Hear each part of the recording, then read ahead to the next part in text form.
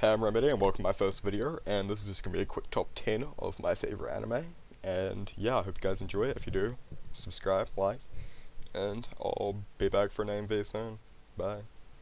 Okay, so first I would like to apologize for my microphone. I'm aware it's very terrible, but besides that, let's get to number 10. So coming in at number 10, we have Golden Time. Now, I personally really like Golden Time. The story is very emotional at times. And so it's about a guy named Tadabunri, and he's lost his memory, and he starts college, and he meets this girl, and she's like obsessed with his best friend, and they end up getting together and stuff early on, and it goes through their relationship, and it's really emotional. If anyone's like into their like romance and that, I'd recommend checking it out. So yeah. So I just like went over the last audio recording and I saw how many times I said and. I already said and again. So coming in at number 9, we have Chunibyo. I personally I adore Chunibyo to bits. Chunibyo is my life. It's about a boy, Utah, and he meets this girl, Rika, and they're both really mentally retarded. They imagine having like firefights and stuff in their head, and they get along. It's a romance about them, and it has a lot to do with about their friendships too. I said and again, didn't I? So, coming in at number A is what is at times my most favorite anime ever. It's Angel Beats. I love Angel Beats so much. It's just the ending is tear jerk, but like most of the start of it is just action. It's amazing. The storyline's perfectly put together. At times it can be boring near the end, but for other people, but for me, I really enjoyed it, and if you're into stuff like that, check it out, like, honestly. So, coming in at number 7 is another tear jerk. You guys all know what it is. Well, hopefully. Clannad and Clannad After Story. Now, when I watched the Clannad, I got bored at times, but, like, after I finished it, I read it back, and I'm like, yeah, that was amazing.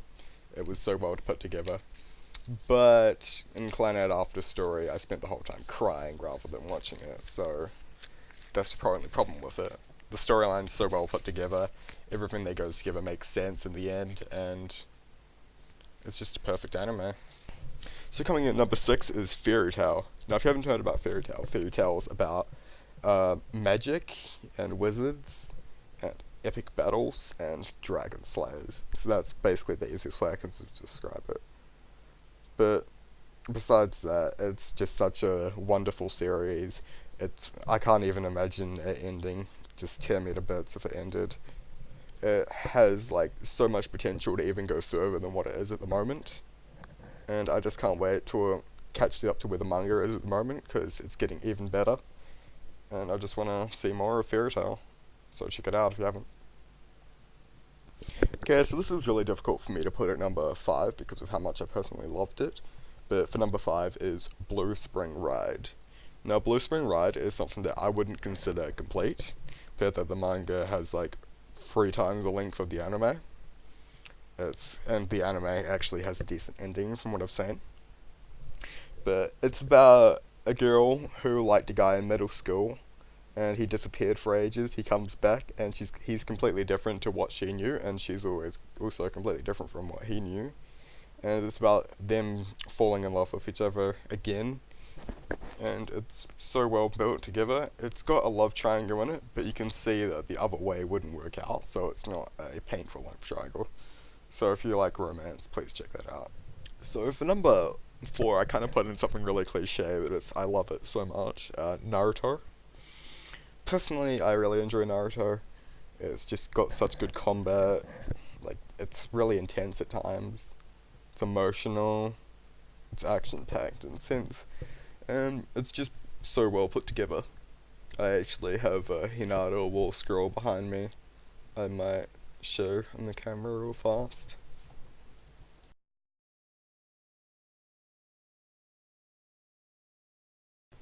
So for number 3, we're getting down to like the epic stuff right here.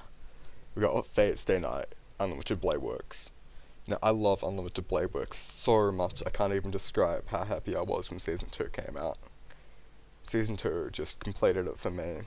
I was actually convinced that season 1 was just all that was going to happen, but season 2 was complete, and it had a great ending, great storyline.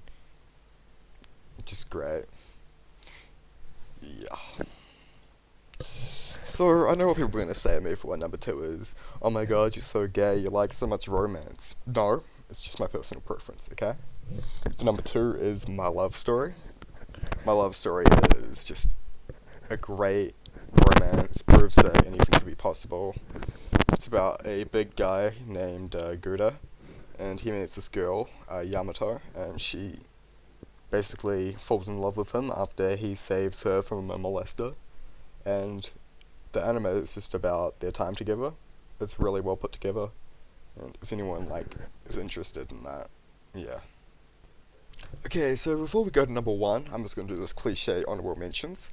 I'm just going to list off a few right now. Sword Art Online, Guilty Crown, Tokyo Ghoul, No Game No Life. I guess I could chuck in Death Parade. All of those are really good. Death Note even. And yeah, so now we're hopping right into number 1. So coming in at number 1, my favourite anime ever is Another. Now, Another is a horror anime about a classroom with a curse in it, and the curse basically, all the students in there die of accidental deaths and stuff.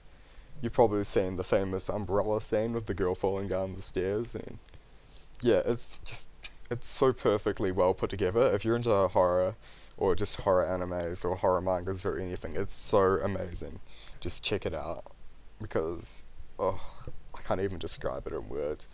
It's like you actually get scared, or maybe not for some people, but you actually get scared in an anime, and for me that's really good. So yeah, thanks for watching, and I'll see you guys.